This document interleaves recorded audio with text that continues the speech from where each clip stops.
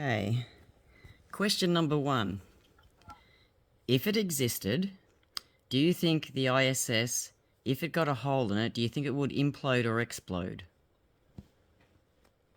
Good question. If it just got to say a tiny hole in it, say one you could stick your finger in.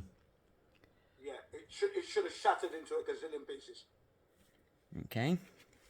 Next question, because it's just a survey, so I'm not going to say right or wrong. Yeah, should have shattered into a gazillion pieces because of the vacuum of space therein and the lack of pressure. They should have been killed. But carry on. Okay. Why does a compass point north? Again, I have no control over that action. There must be some kind of magnetic force at the North Pole. That's why. That's it. I didn't build this Earth, so I wouldn't know that. That is purely what I observe. I noticed that the compass points north. So obviously there's a magnetic force there that drags all compass needles to that point. That's all there is to it. We have to look to the Creator for that to be 100% sure.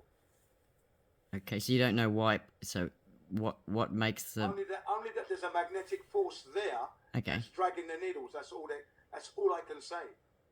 Okay. And I don't know what that magnetic force is, as I haven't been to that center to actually observe it and check it and analyze it. But I need to do that. So my answer is correct. Okay. I do not know that answer exactly, but yep. I observe that the needles do that. Yeah. Okay. You know the Aristophanes experiment? Yep. Did he do that?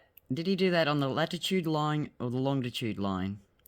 Was he going north to south or east to west?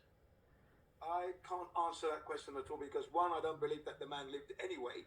The knowledge that I have of it didn't mention that.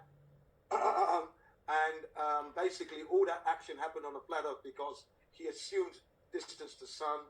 Also, how would he know what was happening in two places that are 500 miles apart, ladies and gentlemen? And his obelisk, we can prove that the Earth is not doing that. We can't prove the Earth is a globe now. With today's modern technology, ladies and gentlemen, we can't prove what Aristophanes supposedly did, or Eratosthenes. So, I don't know which part, or where he actually... I would say on the... but I'll make a guess that he did it on the... horizontal. So is that the latitude is what I would say as a guess. Okay, no worries. I can't be sure for sure.